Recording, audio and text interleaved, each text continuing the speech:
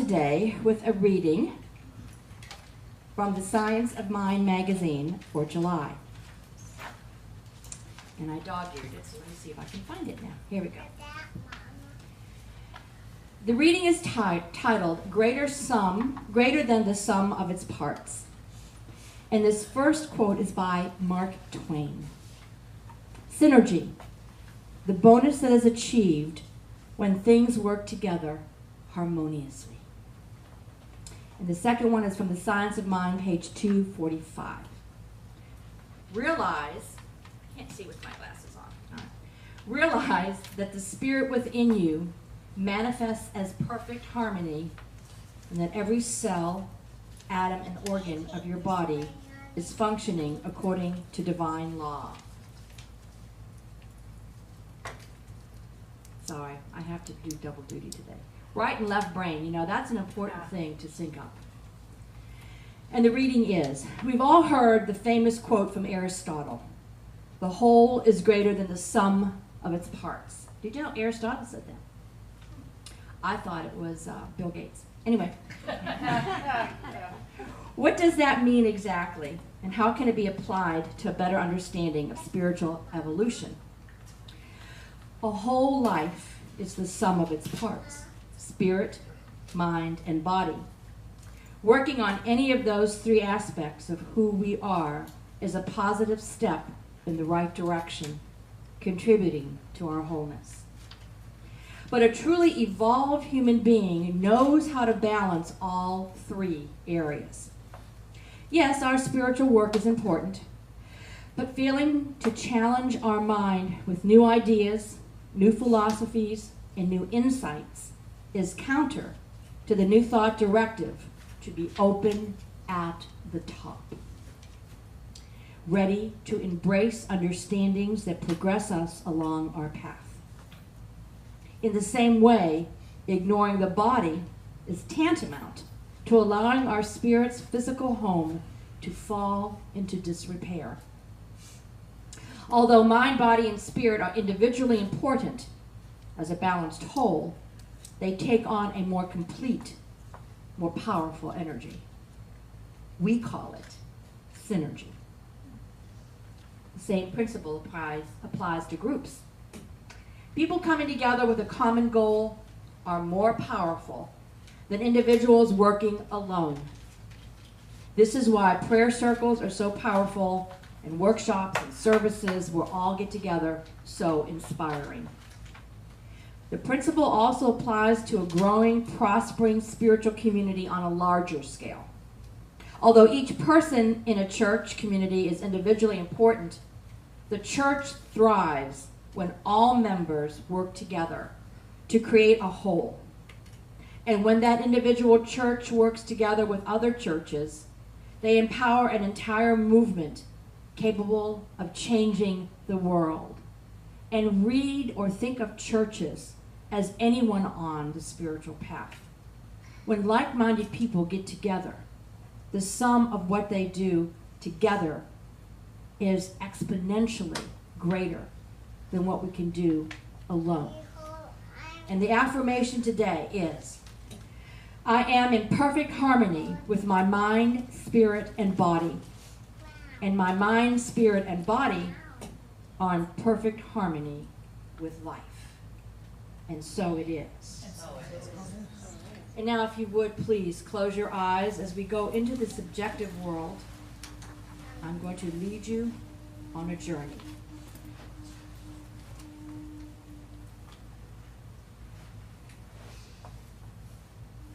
So take a breath. Allow yourself to feel your body within its space.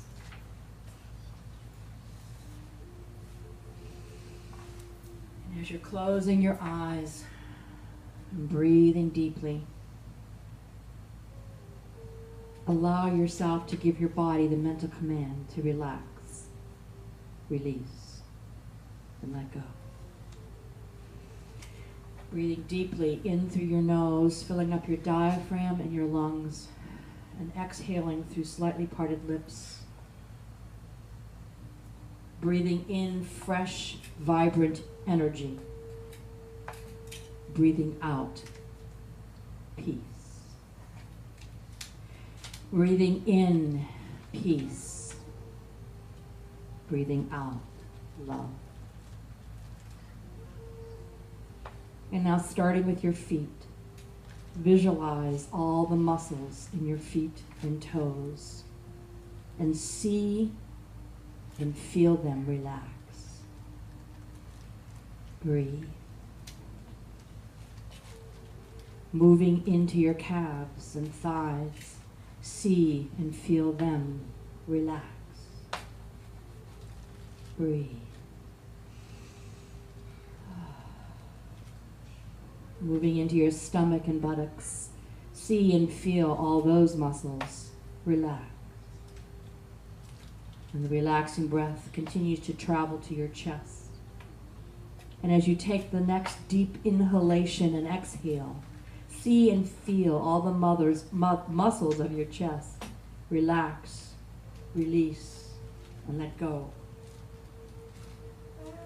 And visualize a pair of soothing hands massaging the neck muscles, shoulder muscles, back muscles, and feel them release, let go, relax. And the relaxation now drains into your upper arms, your lower arms, your hands. The relaxation now moves into your forehead and drains down into your eyes. Relax. And now you feel a little space between your teeth as you allow your jaw to relax, release, let go. And in this place of relaxation and stillness, visualize yourself going to your favorite place in nature. Somewhere you can feel totally relaxed and at peace. See and feel yourself in this place. And it's a beautiful day. The sky is blue with white clouds floating by. The sun is warm and there's a slight breeze. Breathe in the smells and listen to the sounds of this favorite place. And now find a comfortable place to sit. And now see above your head a ball of golden white light. This is your soul star, the part of you that is connected to the all that is. And as you focus on the soul, ask your soul to explain your purpose in this life. Don't censor or judge what you receive. Just allow any images or feelings or thoughts to come to mind. What is my purpose in my life?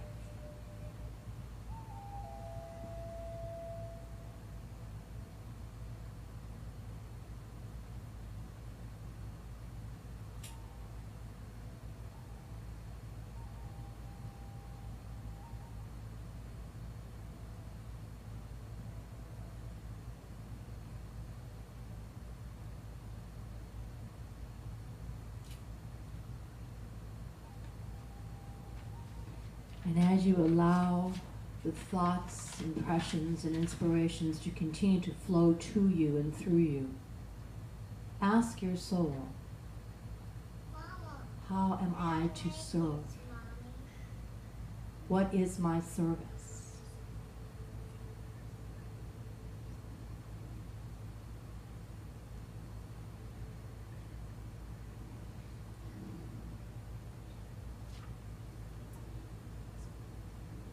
And now allow yourself to visualize your ideal life. What are you doing? Who are you with? Are these in alignment with your soul purpose?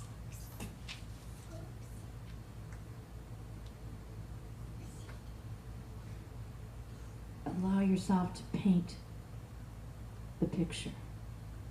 Create the movie on the inner screen of your mind's eye. And then feel the essence. Feel the gratitude you have for being able to live in a time and place where you can be and do anything your soul calls for you to do. And so, with this attitude of gratitude, we allow ourselves to put out into the universe the request, this and more I gratefully, easily accept into my life as my reality. For I am an unlimited and blessed child of the Most High. And you breathe into this knowingness and claim it as your divine heritage, for we know that that which we can conceive and then believe, we can achieve. And we, as co-creators with the divine essence that within each and every cell of our body, we know that we are here to accomplish great things. And we joyfully open the channel of manifesting now, here. We affirm it, we claim it, and we are grateful. And take a deep breath. Allow yourself to be back in this time and place.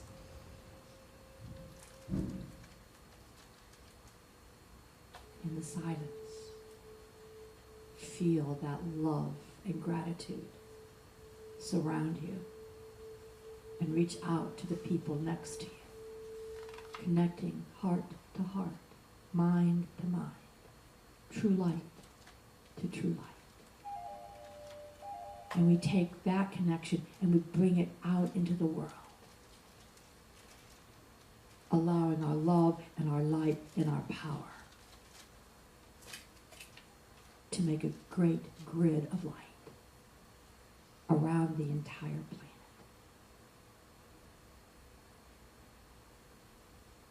And we give thanks.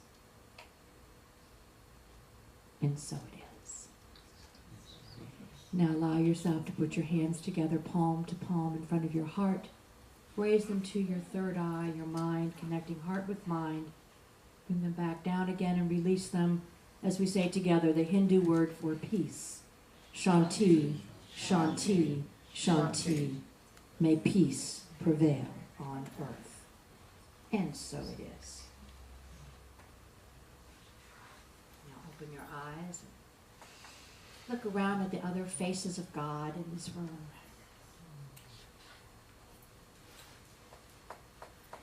Take another breath. So, there are these three pastors.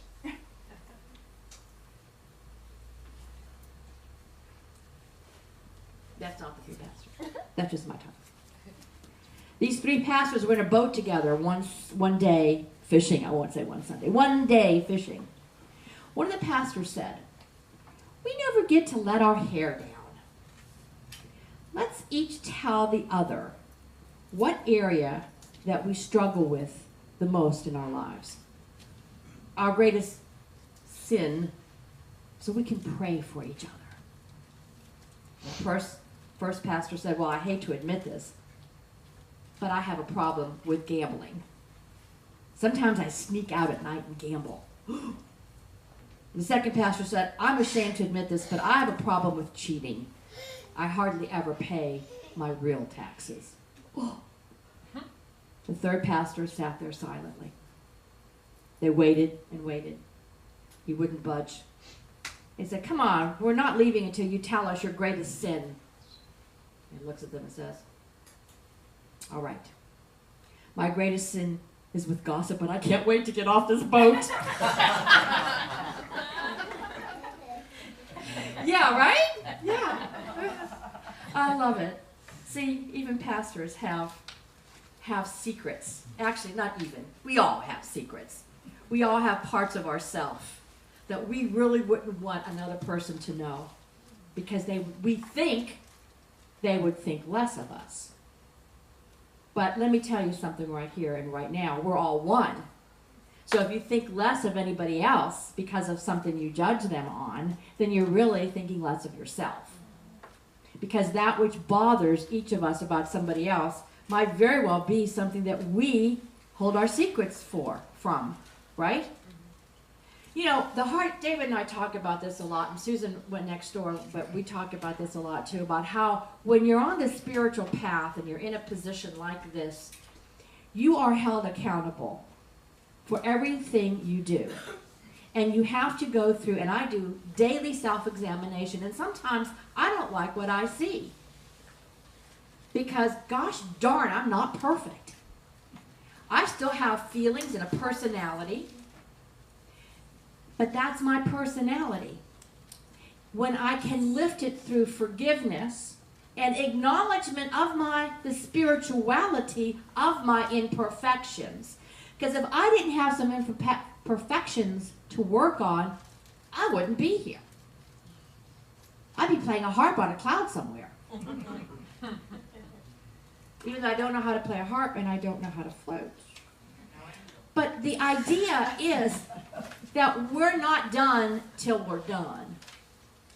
And when we're talking about this idea of opening ourselves to a higher power, that higher power is the highest vibrational frequency of us. It's not some God out there on a cloud. It's not some God looking at his computer screen, watching us get under the piano that's coming down from a top floor of a building and going, smite. Does anyone ever feel like God smites you all the time? And you're going, what? What is this? Do you feel that way? I do. Do you feel, brother, that you're going through life and everything's just fine and you're doing everything that you're supposed to be doing, and you get hit on the side of the head and you're going, and you think, God just likes to pick on me. But see, that's putting God in a position that shouldn't be there. Because we are in partnership with God. And whenever that 2x4 smacks us on the side of the head, it's because we need to look at something we're not seeing. Our soul is the one that's whacking us on the side of the head. Not God. Because guess what? Who's God? We God. And so this idea of somebody doing it to you is just not going to be legitimate when you're on the path towards transformation. You've come to this planet born of magnificent divine parents for a specific reason. And that reason is cloaked in divine energy. You've come to fulfill a destiny that is crucial to your soul's growth. You're here on this planet at this moment because you have chosen to be here at a time when the physical plane is providing one of the best opportunities for high-speed growth. We are on the fast track to enlightenment. That's why if you feel, brothers and sisters, that you're being hit about the side of the head and about the head and shoulders, yay! Bravo! Well done. Because the universe wouldn't take its precious energy and help you manifest those experiences unless you were ready. Now, I know that you know that I'm a highly sensitive person. I'm a Cancer, after all. And when Cancers get upset, we talked about this Thursday, when Cancers get upset, they retreat to their houses. When they get really, really upset, they retreat to their bedrooms. And when they get really, really, really upset, they get to the bed and pull the covers over their head. and say, I'm not coming out until everybody loves me again. And what's actually happening when we get to that place? We are not accepting who we are in our beautiful magnificence. We're not loving ourselves. And when you don't love yourself, you don't really give others the opportunity to love you. You know, I have a friend that lives in Canada. And if she doesn't hear from me for a while, she'll call me and says, so, would you like a little bit of cheese with your wine? What's going on down there? Because she knows I'm under the covers. She knows that I'm into shame and blame, and I get there so easily. And I have to admit that over and over again to you, because I stand up here giving you spiritual lessons, but guess what? I ain't perfect.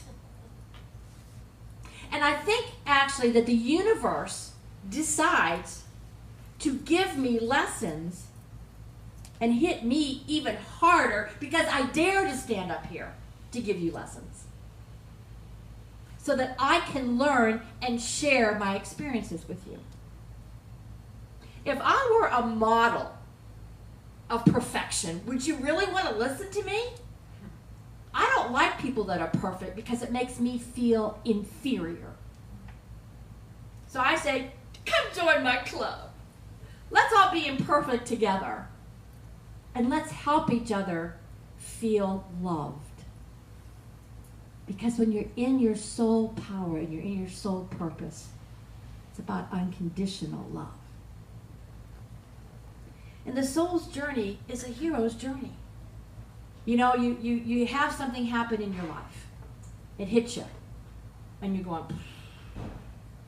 and then if you're on the spiritual path, you go, okay, what is this about? Spiritual students, please let us not say, why is this happening? That's whining. What is this about? What is the lesson? What is mine to do? What is mine to learn from this? That's the hero in you responding. Because obviously something got out of sync, or your attention got distracted over here, and it needs to be over here.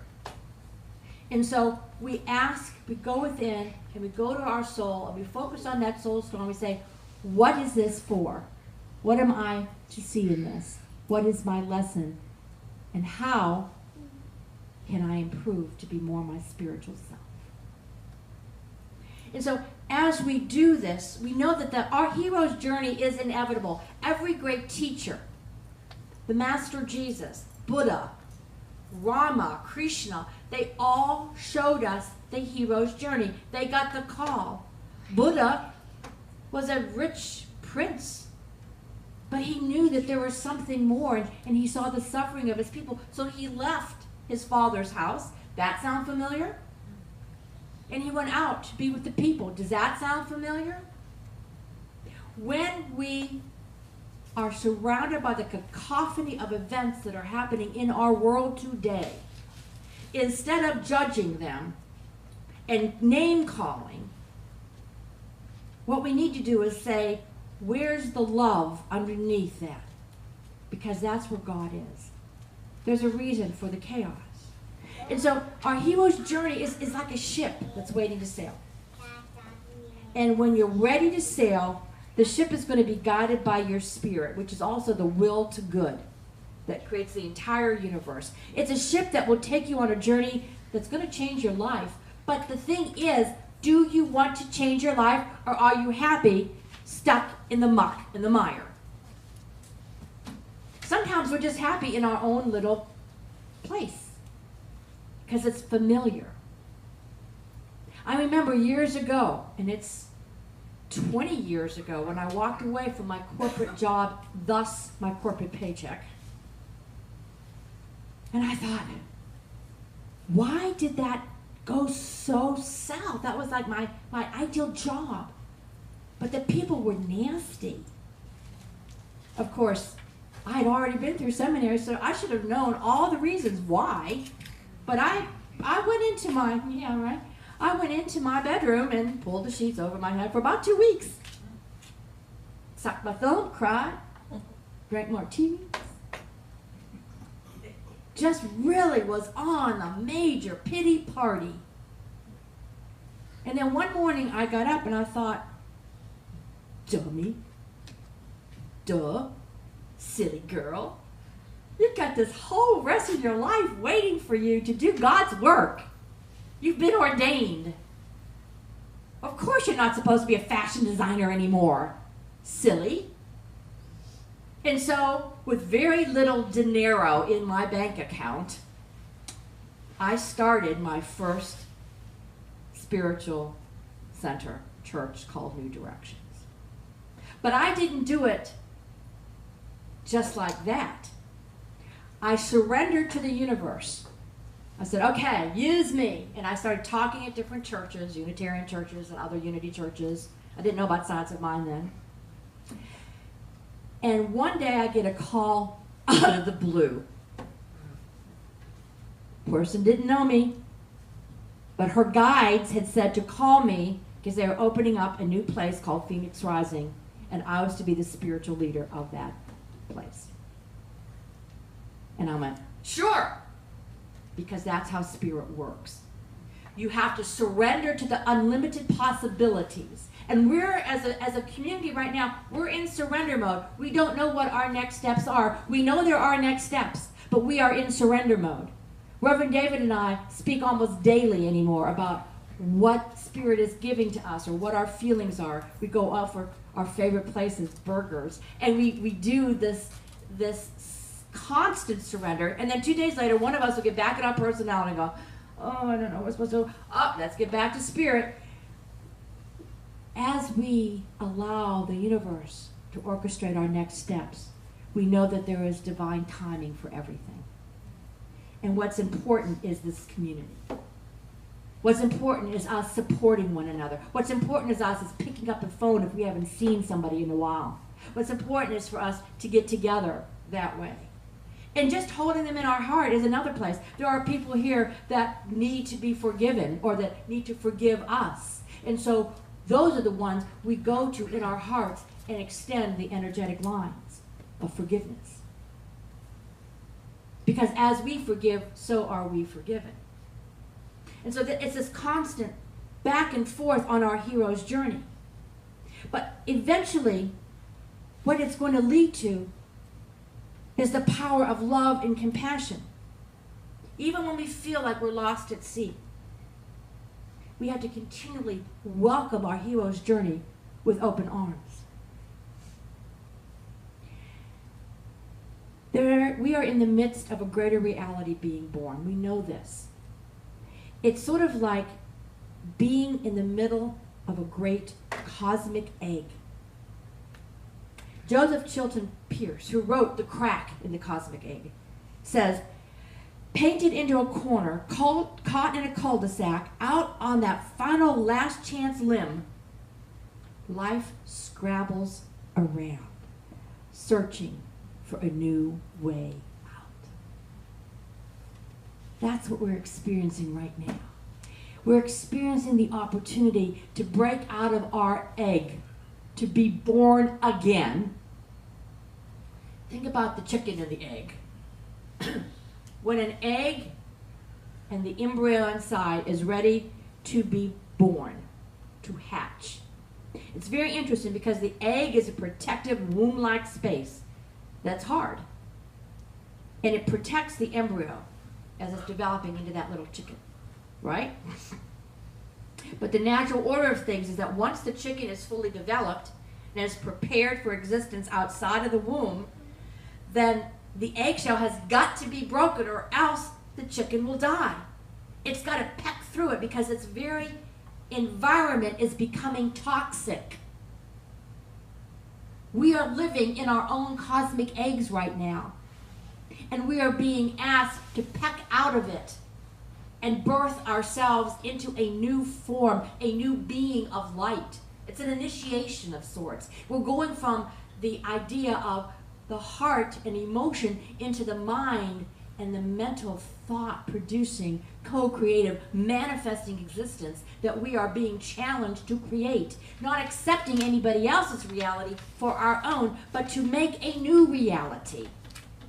This is why it's so important daily to connect to your soul and your passion and your purpose.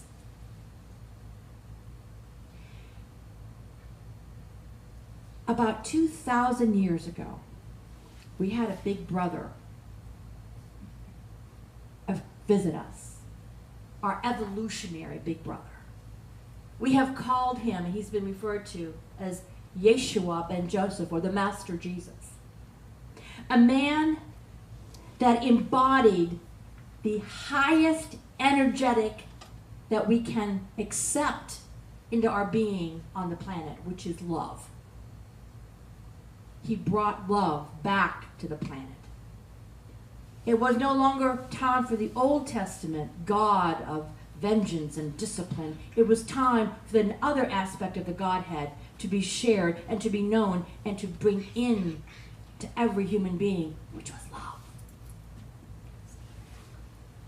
And so he was the first of this cycle of evolution to achieve perfection.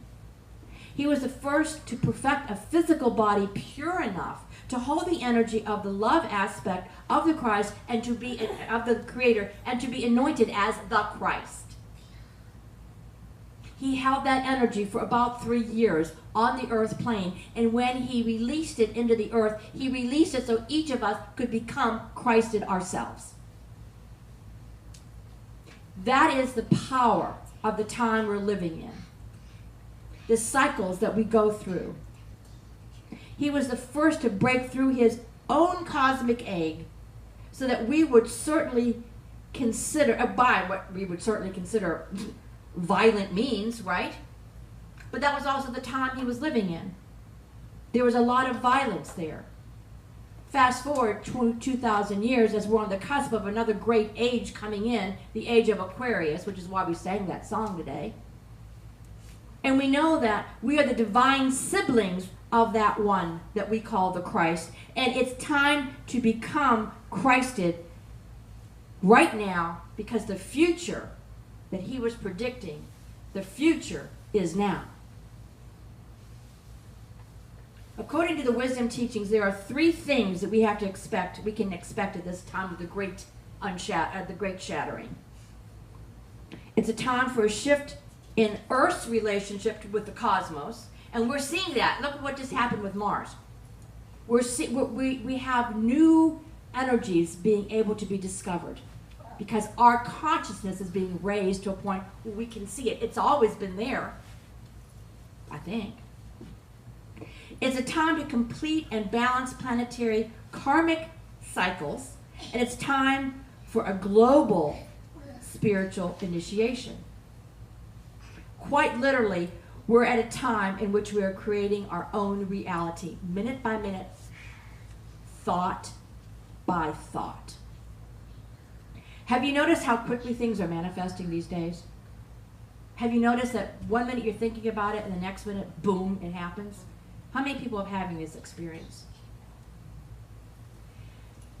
And you have to remember this, that we are, for those of you that understand the archetype of the Jedi Knight, who is the hero's journey, and at one point when you accept your power, the force within you, you become powerful Jedi. You become powerful manifestors. The problem that some of us have, or the challenge, let me say, that some of us have, is we don't believe it. We don't believe it. We see everybody else's life and we judge our life according to theirs. Stop it. You have your life, and it should not be held up against anybody else's life. Because, as I said, the future is now. And we're stepping into the age of Aquarius. The Aquarian age started about 2000, and it's going to go to about 4000 CE. About 2,600 years. We're into it. And the age of Aquarius will see the blending of religion and science to such a degree that a religious science and a scientific religion will be formed. Each respecting and learning from the findings of the other. And these will promote health, happiness, and enjoyment of life. The energies that we're dealing with as part of being in this beginning of the age of Aquarius is that we're mixing Aquarian reason with Piscean heart. It's not that we're supposed to just be thought. It's that we're supposed to be synthesizing it, heart and mind, creating a new human that thinketh in the heart. We are living the law of one, and that's what I was talking about earlier. We are all one. And the more we understand that we are each connected, the more powerful that heart and mind connection will be on the planet. We are evolving from mass consciousness to group consciousness. Now let me tell you something. There's a lot of mass consciousness stuff, rabble-rousing, still going on. As it should be. We're not totally into Aquarius yet. Piscean energy is holding on with all its might. But it's not going to win because of the energies that are here and just beginning to make changes in the earth and within ourselves. And I'll tell you what, if you're feeling confused, you should be. This is a time of not trying to figure it out. When you try to figure out what's going on around us, because I'm sorry, but I still do, because I've got innate control issues. I'm going, can people not see blah, blah, blah? Right. Don't people see what that Okan's doing? And then I have to say, well, I'm just not going to waste my energy trying to figure it out. First of all, I just don't have every bit of information, but what I do have is the knowledge that there is a divine plan. And that's what each of us has to keep telling ourselves. There's a reason. And I learn every day. And then I think, but, and then Spirit goes, let it go. Just let it go. And then I have friends that say, let it go. Don't worry about it. It is what it is. And so what we're also doing is negotiating the world of spirit and matter as we become more and more familiar with universal law. You know, at the end of the day, the law of the land is not the law that's going to win. It's universal law. And that's why we study it. And that's why we look at the law of love right now. And we're becoming energy literate. How many of you have studied the chakras or taken a healing class with me or David or done the sound healing or I do essential oil healing? How many of you, that's all energy medicine. It's becoming energy literate. That's what this time is about. The age of Aquarius is water, is air. And air is about mind. And the master told us to watch for the water bearer. Didn't he? Do as I do. And I'm paraphrasing a lot of this because I'm not as Bible literate as David is. I don't remember the exact words. I was raised Catholic. We were raised with concepts, not words. But the master said, do as I do, and this and greater will you be able to accomplish. He was acknowledging evolution. He knew that we weren't static. He knew that what he was giving to us 2,000 years ago was going to evolve as we took it into our heart and our mind and let it percolate and keep going and going. And he knew that the next age, as soon as we began to thinketh in the heart, as soon as we began to love unconditionally, the next age would come through us in our mind, and the next avatar would be an avatar of mind, of thought. That's why we have new thought. It all begins to make sense when you keep pulling back and looking at the energy. And we need to read events symbolically, finding the spiritual directives in our everyday life. So if something is drawing your attention to it, what is the spiritual message of it? Not the physical message. It has nothing to do with money. It has nothing to do with the material world. Everything is spiritual. So what does that happening have to do with spiritual messages, with spiritual energy? And finally, we are to realize our internal power and become a responsible manager of that power. That's what we're doing right now.